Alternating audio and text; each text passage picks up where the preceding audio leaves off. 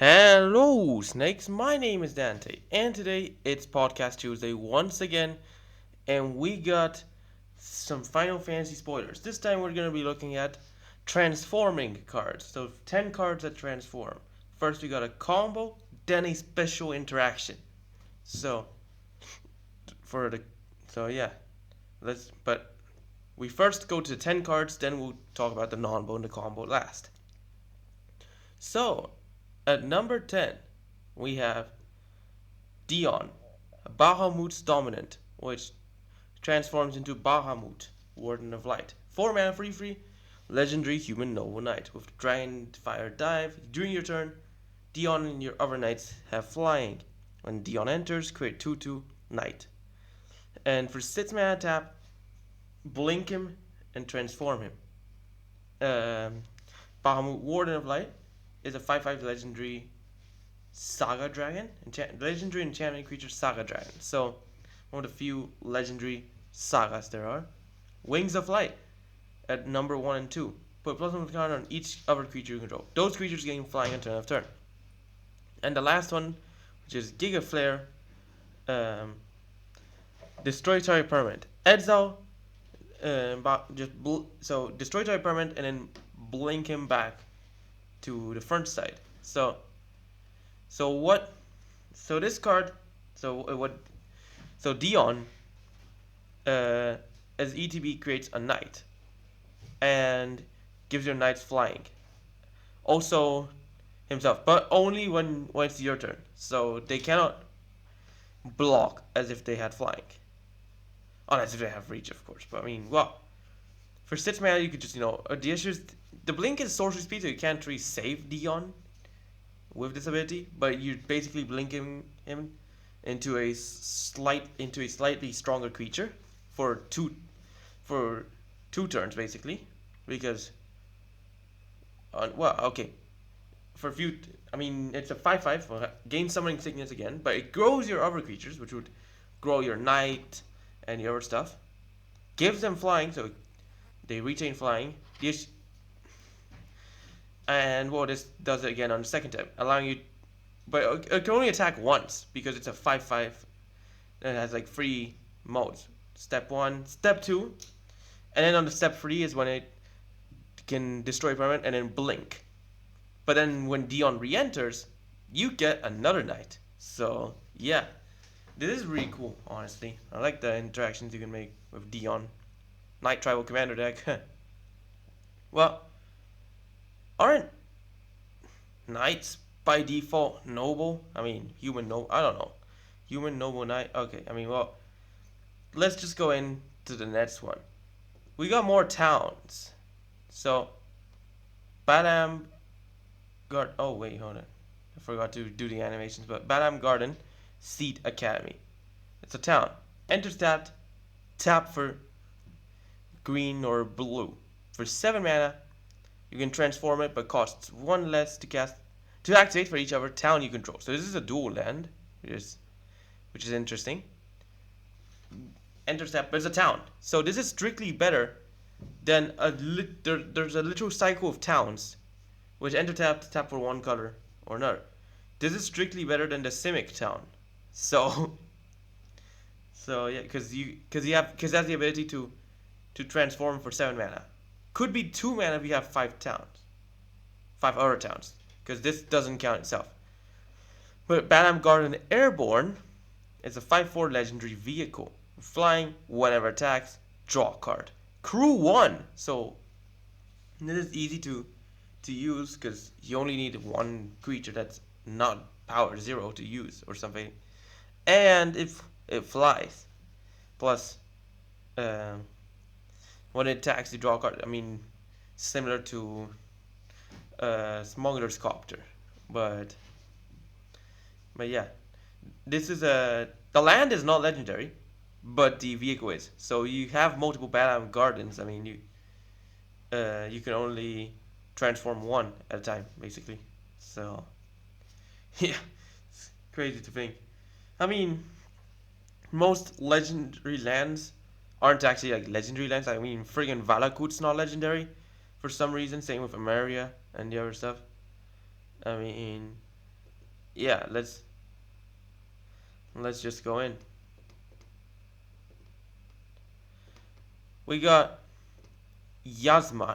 side quest to hunt the mark, which then transforms into the mark. So it's a 5-mana enchantment. When it enters, destroy up to one target creature. At the beginning of your end step, if a creature died on so basically morbid on the opponent's side only.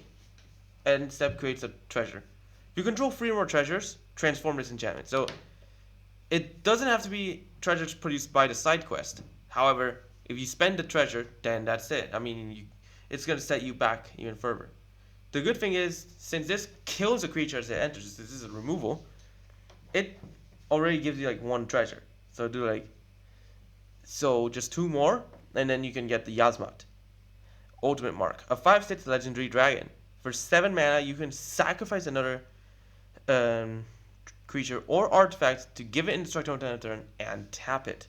So, this is the mark that you're hunting. But I mean, when the side quest is continued, that's when the mark actually just spawns, you know what I mean?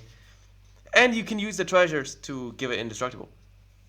Only issue is, when you give it indestructible, it taps it. So if an opponent's trying to kill it to remove a blocker, then, well, it removes the blocker. Same if you're trying to tackle it. It will remove an attacker. And in turn also removes a blocker. So, yeah. I mean, there are many creatures that can give themselves indestructible. However, they tap upon doing so, which is very frustrating. I don't know why they do this. I mean, same with Headsproof. Tap and give Headsproof or something. It's crazy, man. I mean, the amount of cards that do this is just amazing. Let's just go to our number 7. And we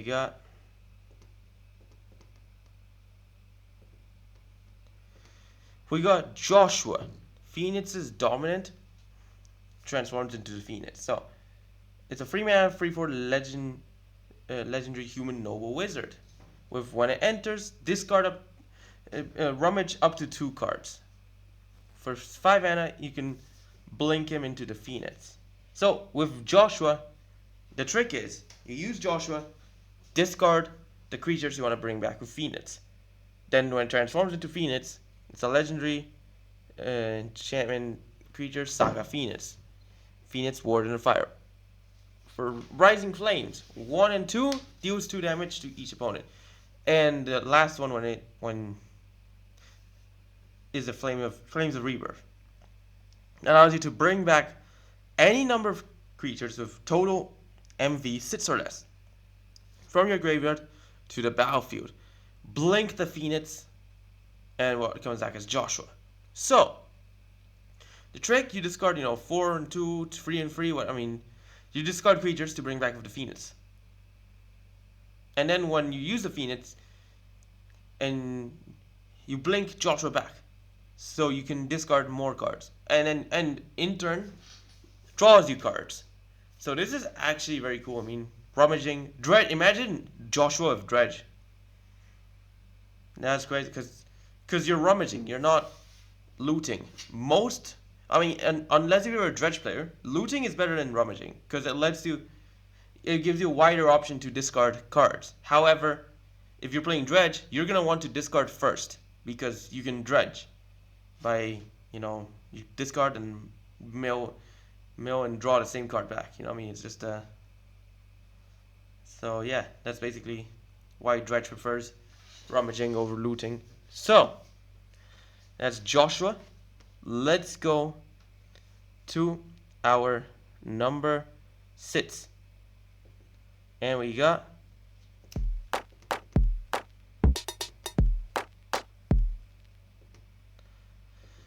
Crystal Fragments, which transforms into Summon Alexander. So, on 1 mana equipment. Equip creature gets +1/+1. Equip 1. For 7 mana, blink it at sorcery speed. And when it blinks into, it's Alexander. This is one of the few, blink transform cards that don't require you to tap it. Summon Alexander is a 4/3 enchantment creature, Saga Construct. 1 and 2 prevents all the damage that will be dealt to your creatures this turn.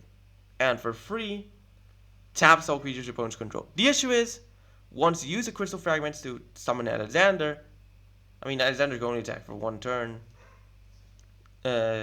It's gone. No more crystal fragments. No more Alexander. No, no more damage prevention. So, yeah, it's to be fair, requiring 7 mana to do this is quite a lot. But I mean, it's honestly I don't really see how it's gonna be used. It's not even that good. I mean, the thing is, you literally have to. The fact that you have to blink it and not transform it straight away makes this card worse, because this only deals like what, 4 damage. This only works for late game, and it's not even that good in the late game. So yeah, let's go to our number 5, and we got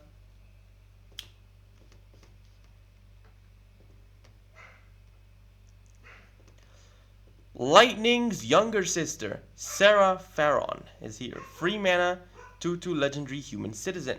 That makes your first legendary spell cast each turn 2 less to cast.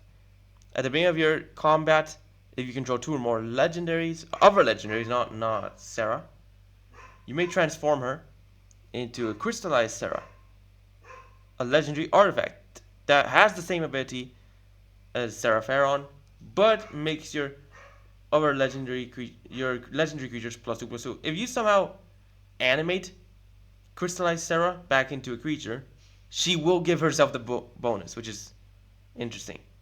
So yeah, just Sarah can, and plus Sarah is good for the fact that Sarah has the same colors as Captain Ceesay, make her a good card to include in a Captain Ceesay deck. The issue is, Sarah only applies on legendary creatures, not legendary spells. So don't use her with legendary sorceries, legendary instants, or stuff. I mean, or was there? Yeah, but I mean it's but it's still a good card. So yeah, that's. Oh yeah, Isildur's Fateful Strike. That's the legendary instant. So, yeah. Let's go to the next one, which is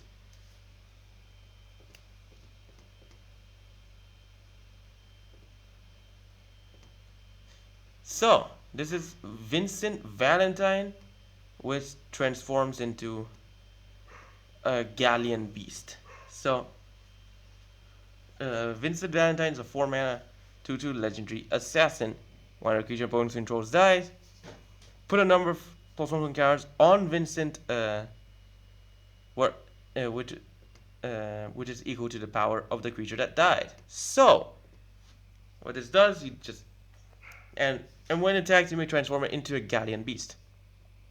So this is a werewolf, except that it's one of the few werewolves that don't transform when it's night. I mean, or something similar. Isn't a werewolf on the first step, it's just an assassin. I mean, not a werewolf. I mean, to be fair, since Vincent Valentine has no other creature type, I mean, werewolf assassin would not make sense. But, well, transforms into Galleon Beast, which is a legendary werewolf beast. Free 2, trample lifelink. It doesn't have the ability that Vincent Valentine has of whenever a creature opponent controls dies, put counters on Vincent Valentine.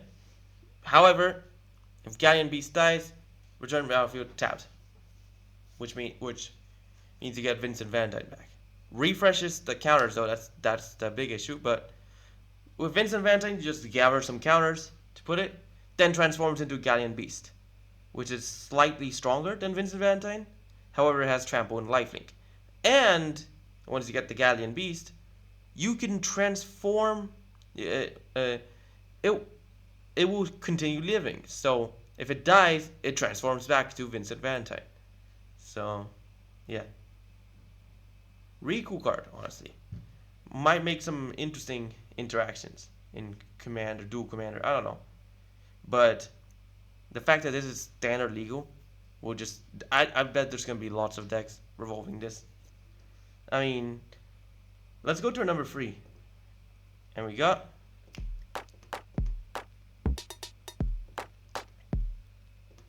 Jekt, a reluctant guardian which transforms into Braska's final Aeon.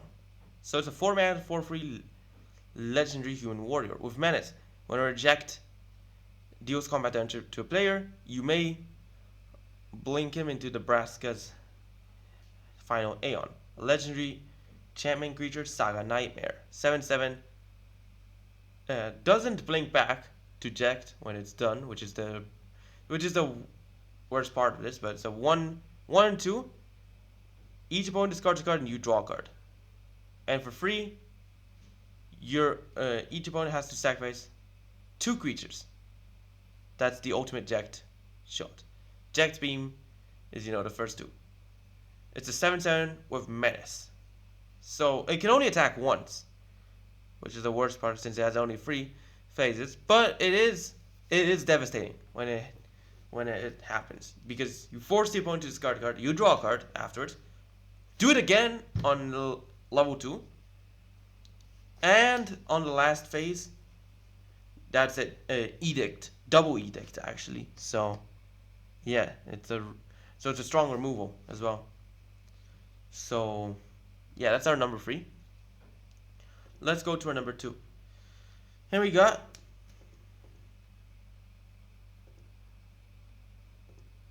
this is Jill, Shiva's dominant, which will transform into Shiva, Warden of Ice. 3 mana, 2/2 legendary human noble warrior. With when Jill enters, bring back bounce another non-land permanent. 6 mana, 5 mana, sorry. Tap, blink Jill into the Saga. 4/5 legendaries and champion creatures, Saga Elemental. 1 and 2, mesmerize to make a creature unblockable. It can give it to herself even in phase 2, which is the really cool thing about Shiva. And at number 3, taps for Cold Snap, taps all your opponent's lands and blink her back into Jill. Basically freezing, stopping the opponent from doing stuff. So by tapping your opponent's lands, it basically silences them during your turn, allowing you to cast a bunch of stuff while worrying about counterspells. And at least that works in Standard and Pioneer. Modern, you still have a few cards that can be cast by exiling, for 0 mana, by exiling cards from your hand. But it's not as much as compared to Legacy or Dual Commander, where you have lots of cards like that. But Shiva's still a good card. Really powerful. Jill, really powerful for Standard and Modern. Because when you Standard and Pioneer, maybe Modern. Because when Jill enters, she bounces an on-land permanent. So when you finish the Shiva, which blinks her back into Jill, you bounce an Earth permanent. So yeah, really cool, by the way. Literally. Because she freezes stuff. But that's not all. We got our number 1 really cool card. It is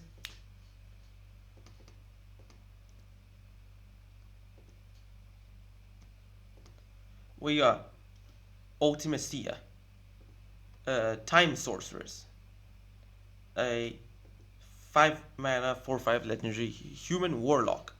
With whenever enters or attacks, Surveil 2. At the beginning of your end step, you may pay 8 mana, exile 8 cards from your graveyard. If you do, transform her into Ultimacia Ultimate. Ultimacia Omnipotent, my bad. A 7 mana, not 7 mana, 7/7 legendary Nightmare Warlock. Still Warlock, but no longer human. Menace. Time compression makes it so when you transform Ultimacia into the Omnipotent, you take an extra turn after this one. So, really cool card, as it literally lets you transform, Ultimacia into the omnipotent one. And it just, well, has menace, much stronger than her base form. Issue is no more surveilling when she attacks, but you get a bonus turn. So transform, attack for 7. Straight after doing so, you attack for 4. When it hits your end step, pay the 8 mana. 8 out of the 8 cards, transform her into Ultimacia. Boom, take an extra turn. Untap, draw, attack. And it's just really cool.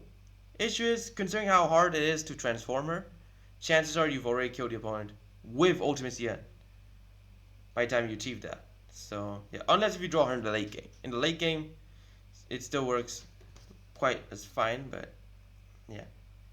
Let's go to a combo. And we got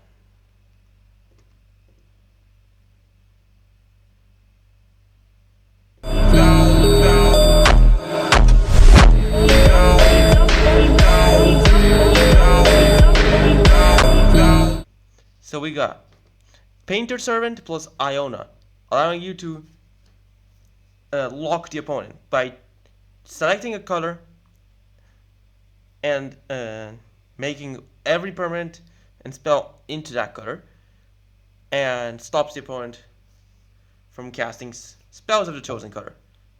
So, since it stops the opponent from casting spells of a chosen color and it makes all of the permanent into that color, it literally renders them locked. It locks them down, meaning the only spells they can cast are devoid spells, because devoid spells actually bypass Painter Servant by rendering the card as colorless. But other than that, there's no other card they can play. I mean, there aren't many devoid cards they can use. I mean, Ghostfire Slice and similar cards could actually ruin this by killing Painter Servant, but other than that, there's not much they can do, because Iona is still a really powerful heavy hitter, even if the opponent is not locked down. But you just but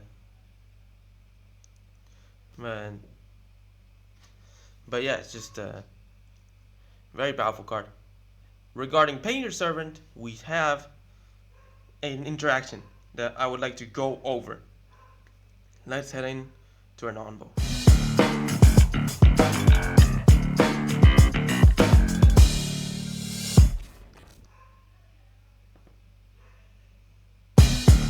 So, Painter Servant plus Magnificent Guard Lattice. How this works: whichever one goes first takes effect. So Painter Servant rewrites everything into one color. I mean, not rewrites, gives everything a single color. Magnificent Garden, if it comes afterwards, will overwrite that and make everything colorless. And of course, every permanent is an artifact. However, Painter Servant comes after Magnificent Garden, Magnificent Lattice, my bad. It will overwrite Magnificent Lattice and make every permanent, every card is specifically the color Painter Servant, specifically the color of the card. So basically, you play Magnificent Gardens, makes everything colors. Painter Servant makes everything red. Everything will be red, and not of any other colors. So no more multicolored stuff. Everything will be monocolored, and everything will be exactly red. No blue, no white, no black, no green. Well, devoid spells bypass this by staying colorless, because devoid constantly makes a card colorless. So you can't assign a color to a card of devoid, because devoid basically rewrites the colors of the card. So Magnificent Garden still makes them into artifacts though. So Painter Servant can't change the fact that they're artifacts. But depending on what comes first is if the cards are the color of the Painter Servant or not. However, this is the end. Congratulations, you've reached the end of the podcast. Why don't you like and subscribe, follow my Twitch channel if you enjoy, share friends, stay tuned to our next videos, streams, and podcasts. Podcasts will be live every Tuesday, 4:30 GMT, so stay tuned to them. Watch my other videos too. Thanks for watching, hope you enjoyed it, and bye.